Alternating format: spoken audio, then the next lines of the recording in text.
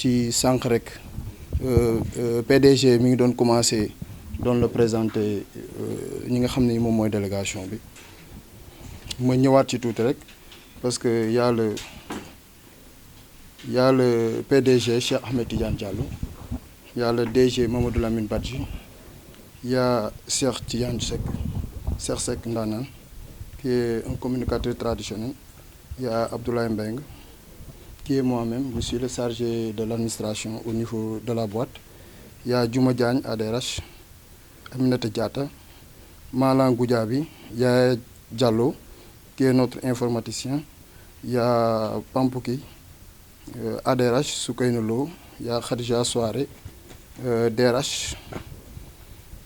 il y a aussi Mohamed Sow, qui est le professeur chargé de la formation. Il y a aussi Issaba, qui est la coordinatrice des femmes, dans le cadre du programme FIER.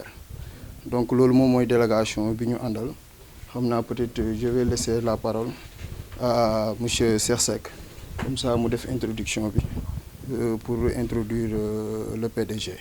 salaamaaleykum. ginnaaw bu ñu sant yàlla julli ci sangu-sang yi Seydina Muhammad sallallahu alayhi wa sallam sant Mawlana Cheikhul Khadim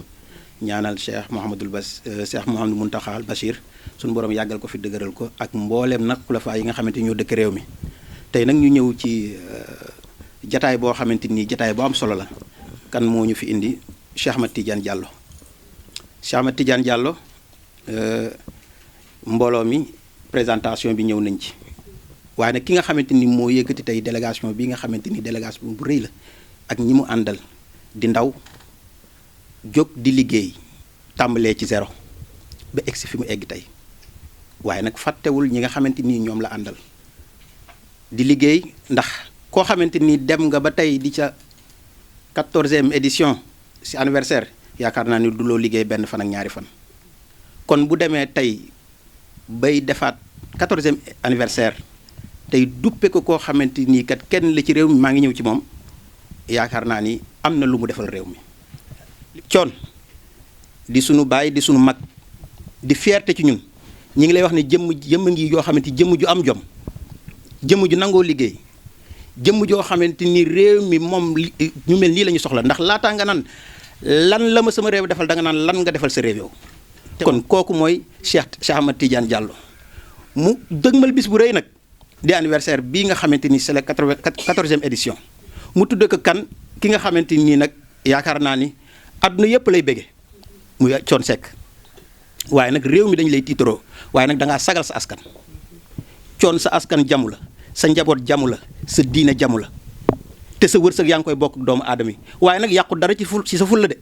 sa fulla ak sa fayda ñëpp seede nañ ko ci réew mi lépp loo war a jël da nga koy jël ba mu mat sëkk ba ñëpp xam ne jël nga ko. waaye nag yaakaar naa ni coow li mën naa bari lool waaye bu pënd bu wuree ñëpp xam ne yaa nekk ci dëgg. Thione yow mii la ñu sargale bés bii nga xamante ni moom lañ jëm ci 14e édition bi te nga jar ko nag mat ko sëkk. fekkoon ne dafa amoon beneen aspect bi nga xam ne moo soxal ñëpp wala ki la ñëpp di dox ngeen di xool kon mën naa am ngeen bañ a porter choix bi ci man. mais sa wax bu njëkk bi nga fi njëkkee ñëw da ngay juger sur des valeurs yooyu moo la tënk ba nga am yëg-yëg bi ni daal foofu ñu séq lii ba nga koy rafetlu nag di la remercier bu baax ñaan yàlla bu bés baa ñu ñëpp ñu fekkee kenn bañ a wuute mu yàlla may ñu teew ànd ak tal kenn bañ a yàqule dara ba su bés baa ñu def ko ci bismillahi rahmaani rahim mu jeex ci alhamdulillahi rabbil alamin donc dinaa gën a gëstuwaat aussi tam pour accompagnement mutuel bi nga xam ne seq nañ ko incha allah rabbi mu xaw a kawe lool àndandoog sax sortie officielle livre bi àndandoo tam sortie officielle u quelques albums du projet, donc ça vient à son heure. liñ ci jublu nag mooy toog ci toogaay yu baax yi rek, di jëf ci jëf yu baax yi, di wax ci wax yu baax yi. Donc l'idée est noble, je l'accepte du fond du cœur. Et le reste rek ñu def quelques réglages techniques en interne pour que man ma gën a imprégné wu, pour que le jour J, quel que soit lu xat-xat bi di mënti évoluer tam ma am lu ma teg de côté pour mën a ñëw incha allah rabbi. Mais kontaan naa ci yéen, kontaan naa ci yow nga xam ne yaay bopp bi, yaay nekk à la base. Et mënuma la wax lu dul merci. Merci du fond du cœur. gars yi yéen ñëpp merci, góor ak jigéen, mag ak ndaw. Adja moom day muru. Adja Issa waaw Adja Issa Ba day muru. ndeysaan waaw kon nag ci barke muraay bi yow tam nga def ci ñaan, dégg nga. waaw merci beaucoup. jërëjëf Diallo. je suis très content. merci beaucoup. Cheikh Ahmed Tidiane Diallo, PDG du groupe Dadi Direct Marketing Communautaire. Oui, l'événement porte notre 14e anniversaire. Donc, qui dit 14 ans, dit 14 ans dans le monde de l'entrepreneuriat. Comme je viens de le dire tout à l'heure, nous sommes une industrie de formation d'appui à la création d'emplois et au développement des micro-entreprises. Et cette année, nous comptons organiser cette 14e anniversaire le 22 juin au CICES. Voilà. Le programme, c'est un anniversaire, mais aussi le lancement officiel de notre concept FIER. FIER, c'est formation, insertion, emploi pour la réussite. C'est un programme d'appui à la formation et insertion à l'emploi des jeunes pour lutter contre l'immigration clandestine et le chômage des jeunes au Sénégal. Bon, notre choix sur Thione Seck, c'est naturel, parce qu'on a vu ce que Thione Seck a fait sur le plan musical, mais aussi tout avec des valeurs claires. Et comme on prône toujours les valeurs dans notre métier aussi, on a choisi Thione Seck pour cette année être le parrain, et ce parrainage va lui permettre de rendre hommage à travers ce programme. Bon, comme spectacle, certes, il y a des artistes invités qui vont venir se prester, des invités surprises. Il y aura Akhlou Brick, il y aura aussi un tambour-major, comme Yefunda Nan, il va venir faire une prestation. Lequel? Il s'appelle Moussile Lo, donc avec son troupe, Moussile Fall, voilà, avec son troupe, il va venir faire une prestation. Mais aussi, il y aura la distinction des éléments de DDM. Mais aussi il y aura des vidéos présentations pour bien parler sur le concept FIER et réserver aussi une place très importante à notre très cher parrain, M. Thione Seck, pour l'hommage que nous comptons rendu à lui. bu ne ci am réew di yëngu ci ba ay say nawle ràññale ci ba di jël raaya di la ko jox, wala ñu lay tuddee bés, wala ñu bëgg nga honorer seen telle ou telle manifestation, loolu moom la ñëpp di ñaan. Bon, attirance nañ ko tam fi mu ñëwee nii, xam naa ne ñoom duñu ay wuya wuya comme on dit, et ku def 14e anniversaire, ça veut dire que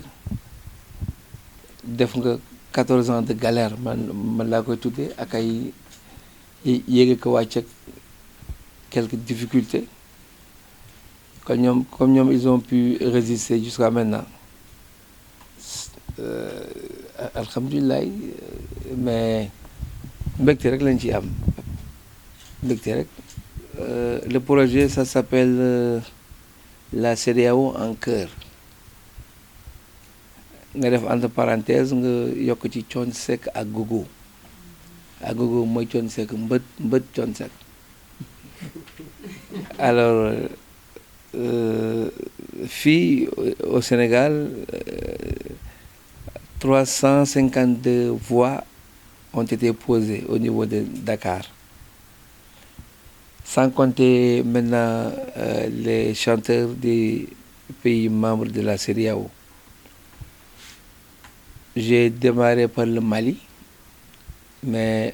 pareeguma woon parce que j'avais 20 artistes. Temps bi ma amoon comme dañ ma joxoon autorisation 15 jours autant ñu ngi ci affaire bagage yële donc j'avais pas pu avoir tout le temps de finir avec les autres artistes du Mali, mais je vais y retourner. Sur les 20, j'ai pu enregistrer que 5, donc il m'en reste 15 déjà. Bu ñu jógee Mali ñu ngi jëm Côte d'Ivoire jógee foofu dem Guinée et cetera. Alors sorti album yi ni nga ko prévoir pousse nañ ko nag ay yoon mais on n'a pas le choix. Mamadou Fadel Lo xam na ki dara parce que c'est difficile de réunir autant d'artistes ñu tegandoo ay voix lu ñëpp respecter ba calendrier yi ak heure yi mais quand même gérer nañ ko ba nous sommes presque à la fin. 8 albums la yu war a génn donc 4 yi bu ànd ak dogalu suñu borom ñu ngi ko tablé de par réunion bi nga xam ne moom laa def ak l'union des marchands ambulants du Sénégal comme ñoom ñooy jaay album yi pour ñu bañ ko pirate parce que ñoom ñooy pirate yi déjà loolu laa leen di tooñe nee leen yéen bu ko yéenay pirate yi xalaat bi yoon kenn du ko pirate ñu ne ma kenn du pirate donc déggoon nañu ci kaddu dans les normes 3 semaines après la Korité dañu waroon génne 4 albums mais par rapport ak beneen engagement boo xam ne il faut que moom ñu def ko par exemple tey jii mooy doon suñu rencontre tey dimanche demain la ñu war a dem Saly pour 15 jours dañuy def course contre la montre pour defar 30 clips ci biir 15 jours yi revenir rapidement pour monter ko donc xam naa ne loolu mën na am mu ñu puusat ko tuuti peut-être de 2 semaines mais à part ça tout est nickel lépp pare na incha allah rabbi et j'espère que dina wuyu turam parce que c'est du Thione Seck ak Gogo mbët la léegi nag ku nekk nga tànn sa bu la neex rek dóor say commentaires mais nous y sommes. Alors boo déggee ma ne que tombé la ñoom seen bi ma war a dem du sorewaatoon lool ak so sorti album yi su ma ko gënoon teeloon a yëg sax gënoon teel yëg lii nii dañuy tombandoo le même jour nga xam ne jour bi album yi génn moom la cérémonie bi di am mais comme du sorewaatoo bon c'est pas grave non livre bi ñaari livre la benn bi Fadel Lo moo ko bind beneen bi benn professeur bu nekk université Chicago peut-être Chérif Seck moo ko bind mais ñoom ñaar yëgoonte wuñu kee daa wet bind basam kee wet bind basam mu ñu tombenoo nag ñu génnandoo bi ñu génnee la ku nekk xam ne bind nga sa moroom bind na alors ba léegi nag feeteguñu nag livre yooyu ci bu album yi génnee ba nit ñi jot ci seen wàccuwaay ko comme ni nga koy waxee ci dañuy soog a choisir nag ay événements parce que rien que les clips impérativement il faut ñu defar 962 clips pour que au moins artiste bu nekk mën ci am benn clip parce que ñi woy dañu bari te dans les normes ku nekk da nga war a am droit à 3 clips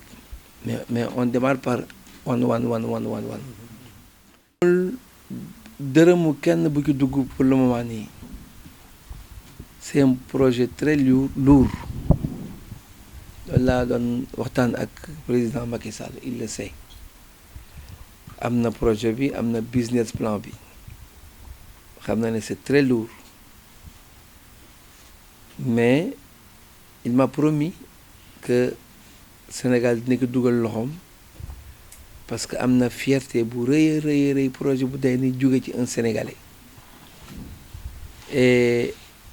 on disait aussi que le mbalax n'était pas exportable mais à travers ça bon dinañu am benn démenti bu ndaw excusez-moi du terme rek parce que tous ceux qui ont chanté l'ont fait sur le mbalax donc je dis que le mbalax est bel et bien exportable financement bi amuñu ko projet bi ça date de 4 ans ñun ñooy def rek lu ñu am rek sànni ci ndànk-ndànk sama doom Waly tam mu ngi ciy jàpp donc moo tax ñuy avancer à pas de loup parce que amuñu financement amuñu budget mais yàlla am na ko donc dañuy gëm rek ne que bu ñu ko defee ndànk rek xëy na bu ñu atteindre lépp itam ba dinañ ko sori je crois ferme nag en la promesse du chef de l'État parce que il a écouté quelques versions il a bien compris ñoom ñëpp Ismaël Lo moo pare il y a 15 jours après Ismaël Lo ñoom ñooy toppante parce que wala yow déggloo message bi ma lancé woon wax naa leen ku ci nekk léegi ay mag lañu jullit bu demee ba romb wala mu dund at yi yonent Yàlla Muhammad dundoon lu mu ci teg bonus la bu dee nit di calculer na xam ni mu ngi ci sursis parce que âge jullit mooy 63 ans comme romb nañ ko ñun ñëpp na ku nekk defar ay morceaux ñu woyante ci suñu biir ñu bàyyil ko fi xale yi ndax boo ëllëgee xale yi man cee jël comme référence loolu je pense que ñoom dégg nañ ko parce que lancé naa ko à travers TFM ak la RTS 1 ak ba télévision yuy def seen reportage yëpp ci projet bi loolu daal laa xam ne